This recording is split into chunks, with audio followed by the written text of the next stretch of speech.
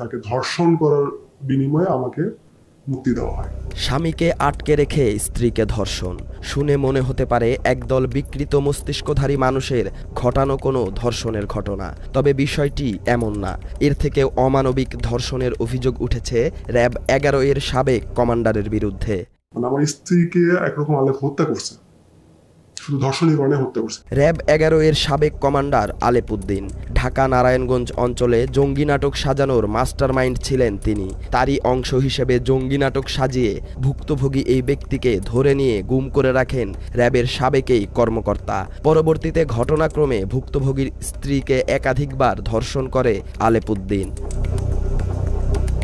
নাম পরিচয় গোপন রাখার শর্তে এই ভুক্তভোগী কথা বলেছেন আমাদের সঙ্গে, জানিয়েছেন কিভাবে তাকে বাড়ি থেকে তুলে নিয়ে দেশবাসীর সামনে জঙ্গি হিসেবে উপস্থাপন করেছেন আলেপ উদ্দিন। লোহা কোথায়, কিতাব কোথায়, হ্যাঁ, তারপরে বিভিন্ন নাম বলতেছে যে তারা কোথায়, আমি তাদেরকে চিনি না, এইসব টার্মের সাথে আমি পরিচিত না। 2015 সালের 30 মে ঢাকার নিজ বাসা থেকে আটক করা হয় তাকে।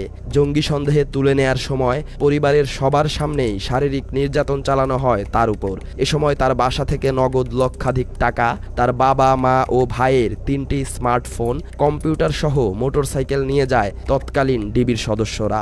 এরকম সিচুয়েশন কখনো পড়ি নাই, কোথায় যাব, কি করব, কোনো দিশেহারা অবস্থা। তো একটা পর্যায়ে মনে হলো যে আচ্ছা, আমি তো কিছু করি না, আমি কেন পালাম।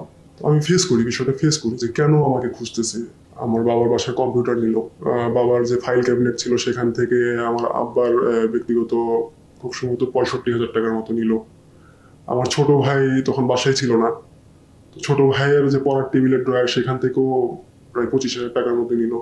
আমার স্ত্রীর ব্যাগে, ভ্যানিটি ব্যাগে, যেহেতু আমরা বের হয়ে যাচ্ছিলাম, তো তার ব্যাগে এরকম প্রায় 25-30,000 টাকার মতো ছিল, সেটা নিল।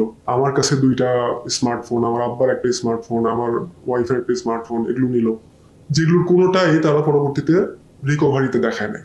বেলা 11টায় তাকে আটক করার সময় তার বাসা থেকে বোমা সদৃশ্য কোনো বস্তু পায়নি আইন শৃঙ্খলা বাহিনী। তবে ডিবি কার্যালয় থেকে জিজ্ঞাসাবাদ শেষে ওই দিন বিকেলেই তার বাসায় অভিযানে যায় তারা। অভিযানের নামে শুরু হয় জঙ্গি সাজানোর নাটক। সকালবেলা তছনছ করে খুঁজেও ভুক্তভোগীর বাড়ি থেকে কিছুই পাওয়া যায়নি। তবে অবিশ্বাস্যভাবে বিকেলবেলা তার বাসার নিচ থেকে বোমা সদৃশ্য বস্তু উদ্ধার করে ডিবি কর্মকর্তারা। আমাকে ধরছিল 11টা থেকে 12টার মধ্যে, আর আমাকে নিয়ে আবার গেল বিকাল 4টার দিকে, 3:30-4টার দিকে। দিয়ে ওই বাসার গ্যারেজের এক কোণা থেকে তারা একটা কার্টুন বের করলো।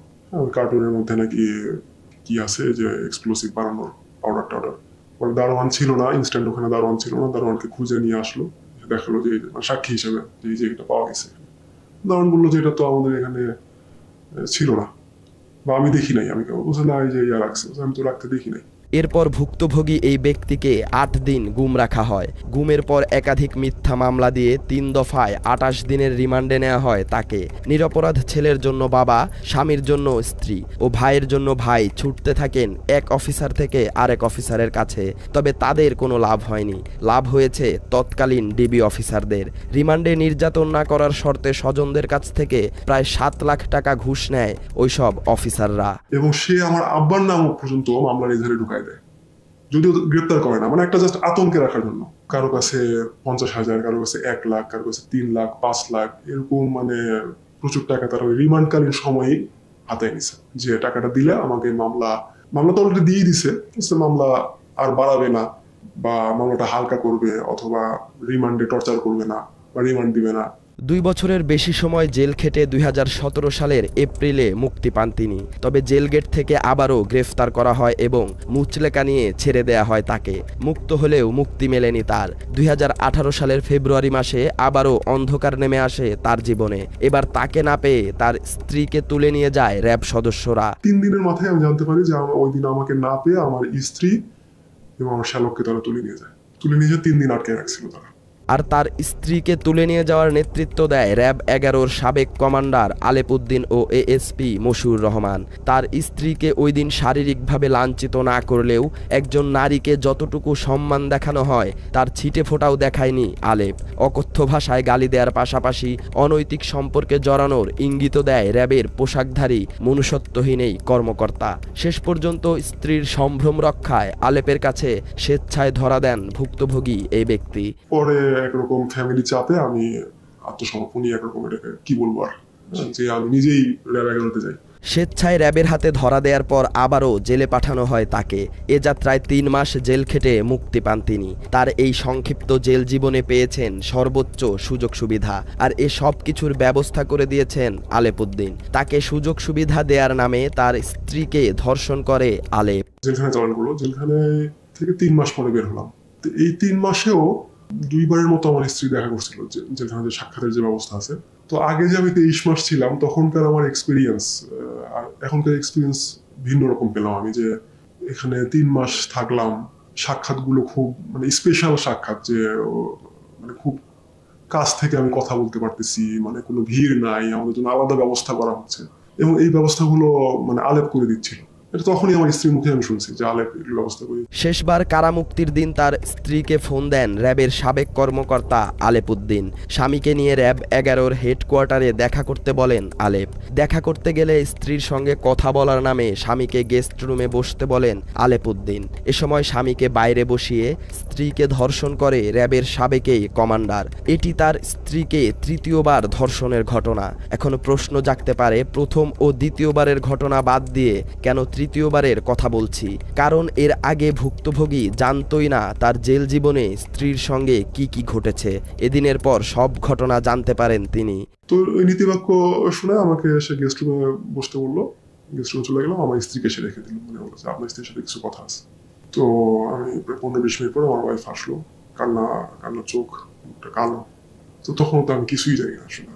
স্বামীর জন্য স্ত্রী আর স্ত্রীর জন্য স্বামীর ত্যাগে গড়ে ওঠা তাদের সাজানো সংসার ধ্বংস করে দিয়েছে আলেপ। তার জেলে থাকা অবস্থায় বাবার বাড়িতে ছিলেন স্ত্রী। তদন্তের কথা বলে ভুক্তভোগীর স্ত্রীকে ঢাকায় আসতে বলেন আলেপ উদ্দিন।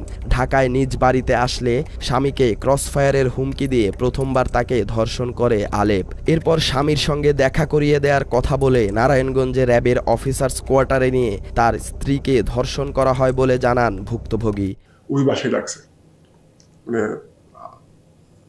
আপনাদের বাসায় আসে, কারণ আমি ইনভেস্টিগেশনের জন্য, যে কোন বাসায় আসামি কোন বাসায় থাকতো সেটা আমাকে যেতে হবে, দেখতে হবে। আর অনেক কথা আছে, মানে যেহেতু ওটা আমার বর্তমান ঠিকানা, আমার মামলায় ওটা বর্তমান ঠিকানা। তো আমার স্ত্রী তো যথারীতি যায়।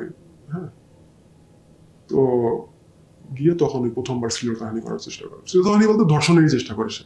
তো ওই অফিসার্স কোয়ার্টার 3তলা বিল্ডিং, সেই বিল্ডিং এর 3য় তলায় 7 আর 8 নম্বর রুম নিয়ে আলেপ থাকতো।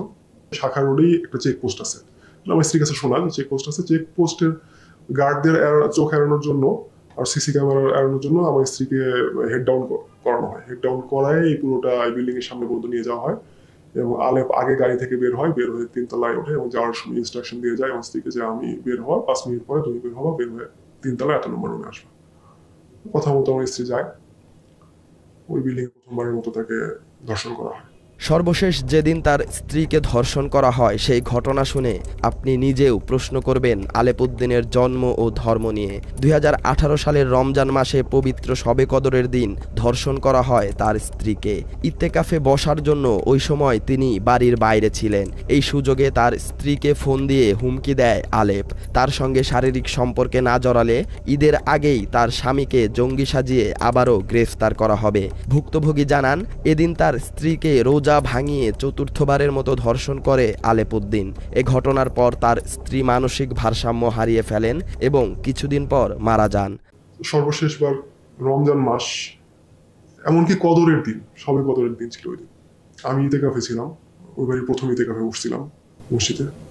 পরে বের হয়ে, মানে এগুলো তো পরে আমি জানছি আসলে, যে এর মাঝখানে অনেকবার আমার স্ত্রীকে প্রেশারাইজ করছে, সে ডাকছে, বের হওয়ার পর থেকেই ডাকছে, বহুবার ডাকছে।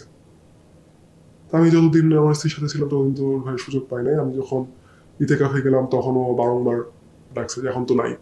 তো আমার স্ত্রী অ্যাভয়েড করতে করতে করতে করতে একসময় যখন এরকম থ্রেট আসলো যে সামনে ঈদ, মানে ঈদ মানে তো খুশি, হ্যাঁ, খুশিটা আমাদের জন্য আর খুশি থাকবে না। ঈদের আগেই হয়তো আমাকে আবার গুম করা হবে বা কিছু একটা করে ফেলা হবে, হয়তো ইতেকাফের ওখান থেকেই তুলে নিয়ে চলে যাওয়া হবে। স্ত্রীর কাছ থেকে সবকিছু শোনার পর আলেপের সঙ্গে যোগাযোগ করেন তিনি। আলেপ তাকে জানায় নারী আসামিদের এবং মাঝে মাঝে আসামিদের পরিবারের নারী সদস্যদের নাকি এভাবে ভোগ করা র্যাবে অঘোষিতভাবে স্বীকৃত। এসব ভুক্তভোগী কয়েকজনের সঙ্গে যোগাযোগ করলেও সামাজিক মর্যাদার ভয়ে ক্যামেরার সামনে কথা বলতে রাজি হননি তারা। তখন আলেপকে আমি মেসেজ দিই, একরকম থ্রেট করি মেসেজ দিই যে আমি তার বিরুদ্ধে অ্যাকশন নেব। কথা বলারই চেষ্টা করি, ফোন দিই, ফোন ধরে না, ফোন ধরে না, ফোন না ধরার করে আমি তাকে মেসেজ দিই। তো মেসেজটা পেয়ে সে আমাকে মেসেজ রিপ্লাই না দিয়ে আমার স্ত্রীকে মেসেজ রিপ্লাই দেয় যে কিছু করে লাভ হবে না, কারণ এটা অঘোষিতভাবে মানে আনঅফিসিয়ালি এটা মানে ইয়াতে অ্যালাউড, মানে এটা র্যাবে এই প্র্যাকটিসটা এটা মানে পারমিটেড। এদিকে হাসিনার শাসনামলে জঙ্গি নাটক সাজিয়ে দেশের মানুষের চোখে কালো কাপড় বেঁধে দিয়েছিল আইন শৃঙ্খলা বাহিনীর বিভিন্ন ইউনিট। আর এসব বাহিনী পরিচালনার দায়িত্বে ছিল আওয়ামী লীগের মদতপুষ্ট কর্মকর্তারা। এসব কর্মকর্তার নির্দেশে জঙ্গি সন্দেহে নিরপরাধ মানুষদের ধরে নিয়ে এসে মধ্যযুগীয় কায়দায় নির্যাতন চালানো হতো তাদের উপর। নির্যাতন করা হতো তাদের পরিবারের সদস্যদেরও, এমনকি অস্ত্রের মুখে পরিবারের নারী সদস্যদের ধর্ষণ করা হতো। নিষিদ্ধ জঙ্গি সংগঠন আনসার আল ইসলামের উপমহাদেশীয় সমন্বয়কারী সহ 6 সদস্যকে গ্রেফতার করেছে র্যাব। রাজধানীর বসুন্ধরা আবাসিক এলাকা থেকে 5 জঙ্গিকে গ্রেফতার করেছে counter terrorism and transnational crime unit CTTC. রাজধানীর বসিলায় জঙ্গি আস্তানায় র্যাবের অভিযানে নিষিদ্ধ ঘোষিত সংগঠন জেএমবি শীর্ষ নেতা ইমদাদুল হক ওরফে উজ্জ্বল মাস্টারকে আটক করা হয়েছে। গেরুয়া অঞ্চল থেকে 7 জন সন্দেহভাজন গ্রেফতার করে। আর এসব জঙ্গি নাটক সাজানো, গুম, খুন ও ধর্ষণে পারদর্শী ছিলেন আলেপ উদ্দিন। আলেপ একসময় দায়িত্ব পালন করেছেন রংপুর মেট্রোপলিটন পুলিশের অতিরিক্ত উপকমিশনার হিসেবে। সর্বশেষ ছিলেন বরিশাল রেঞ্জের অতিরিক্ত পুলিশ সুপারের দায়িত্বে। তবে জুলাই আন্দোলনের সময় ঢাকায় পুলিশের বিশেষ শাখায় নিয়ে আসা হয় আলেপ উদ্দিনকে। এ সময় যাত্রাবাড়ি এলাকায় আলেপের নির্দেশেই আন্দোলনকারীদের গুলি করে হত্যার অভিযোগ করা হয়। তীব্র আন্দোলনে মৃত্যুপুরীতে রূপ নেয় যাত্রাবাড়ি এলাকা। সেখানে পুলিশের গুলিতে মারা যান জোবায়ের ওমর খান। জোবায়েরের ভাইয়ের করা হত্যা মামলায় বরিশাল থেকে গ্রেফতার করা হয় আলেপ উদ্দিনকে। জঙ্গি নাটক সাজানোয় পারদর্শী ও আওয়ামী লীগের মদতপুষ্ট আলেপকে একাধিকবার পুরস্কৃত করেছে হাসিনা সরকার। আলেপের মতো একজন অসৎ পুলিশ অফিসারকে 2022 সালে পুলিশের সর্বোচ্চ পদক বিপিএম ও পিপিএম পুরস্কার দেওয়ার জন্য আলাদাভাবে প্রজ্ঞাপন জারি করে স্বরাষ্ট্র মন্ত্রণালয়, যা ছিল নজিরবিহীন ঘটনা।